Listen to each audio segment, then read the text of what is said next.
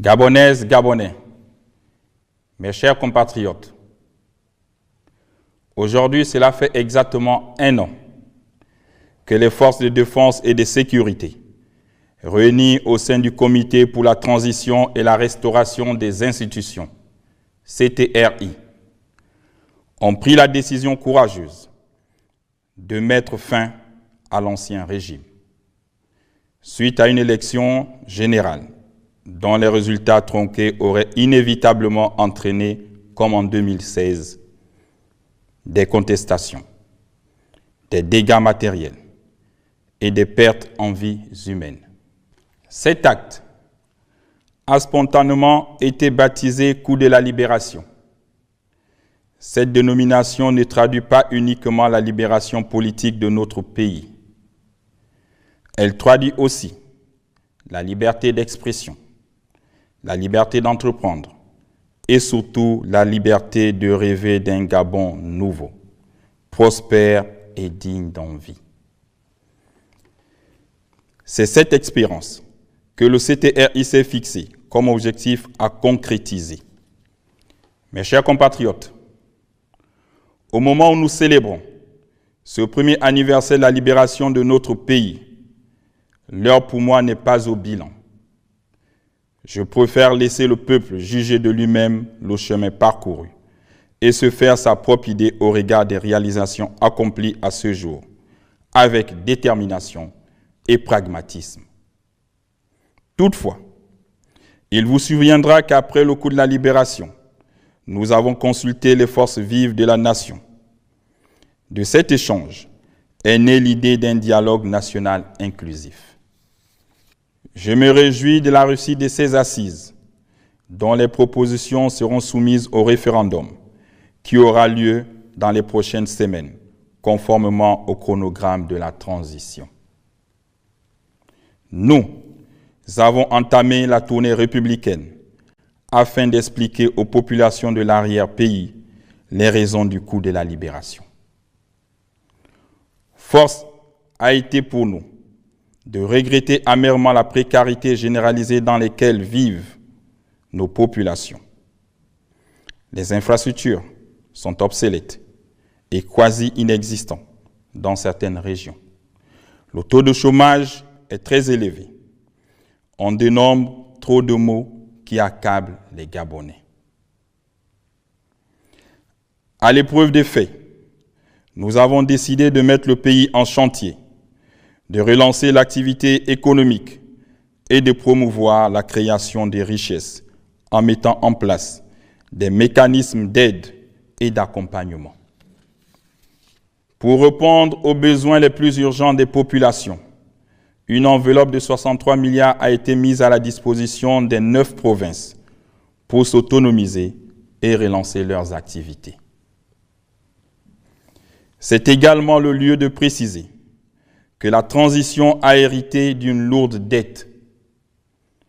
Je me suis engagé, lors de mon discours d'investiture, le 4 septembre 2023, à honorer tous les engagements de mon pays sur le plan international, afin d'éponger cette dette abyssale.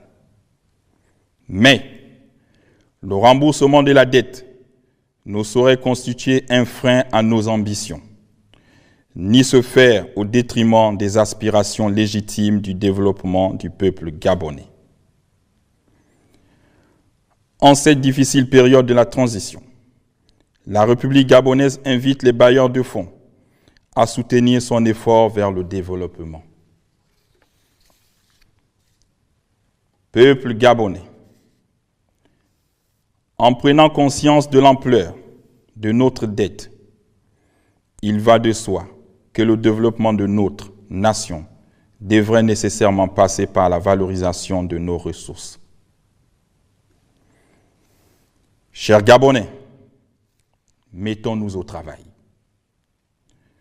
pour que toutes nos ressources naturelles non exploitées à ce jour soient mises en valeur, que le potentiel incroyable de notre Eldorado contribue à créer de la richesse et que le quotidien des Gabonaises et Gabonais connaisse une transformation rapide et durable.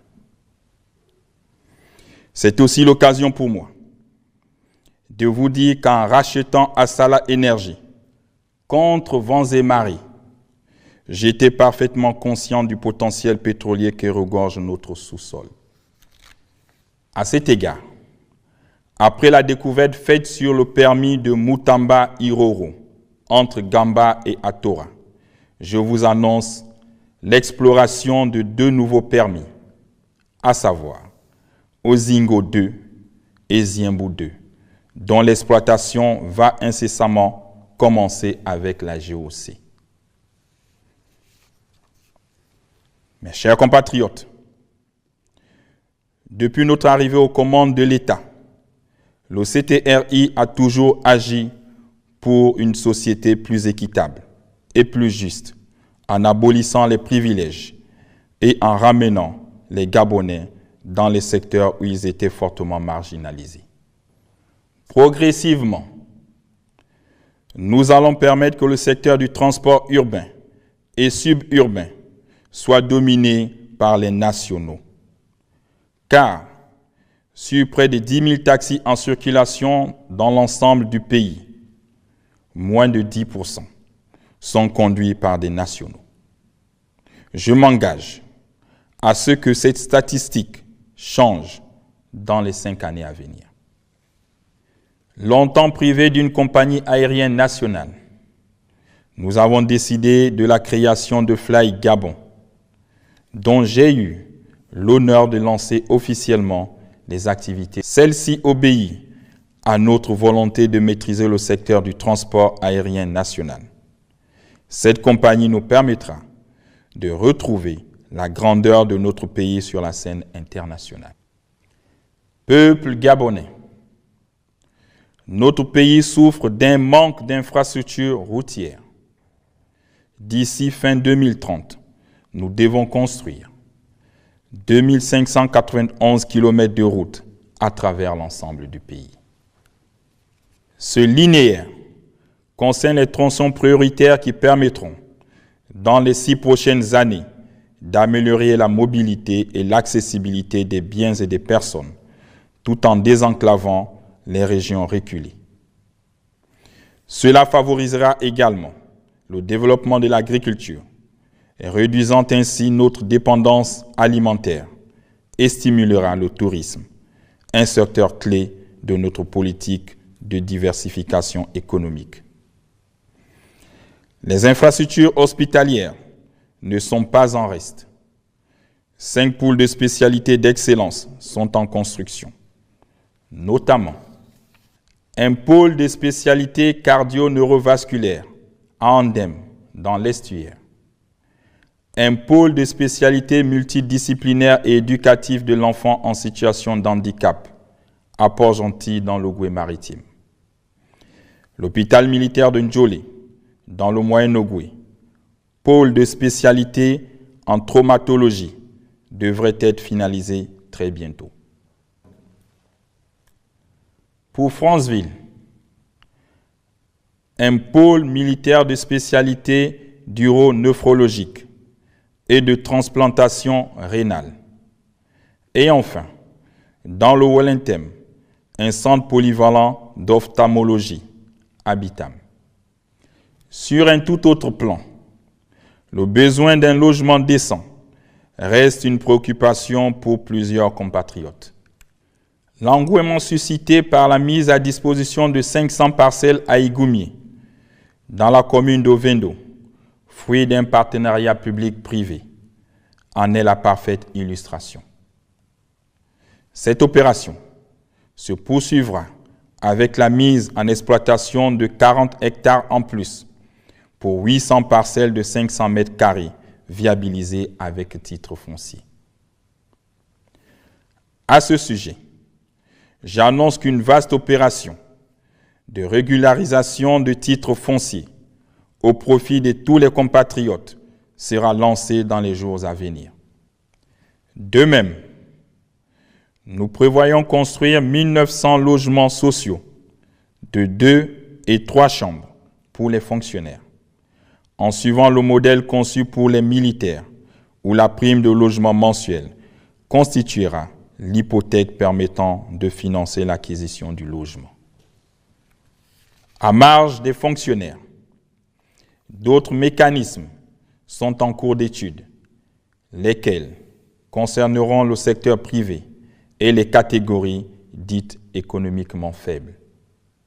Dans quelques mois, les 14 immeubles modernes qui constitueront la cité administrative Émeraude seront livrés.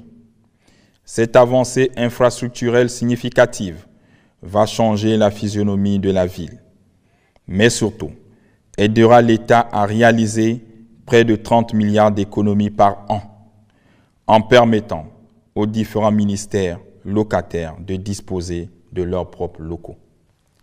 Par ailleurs, pour concrétiser l'action de l'État contre la vie chère, j'ai décidé que l'exclusivité d'importation de certains produits ne sera plus la chasse gardée d'une frange d'opérateurs économiques.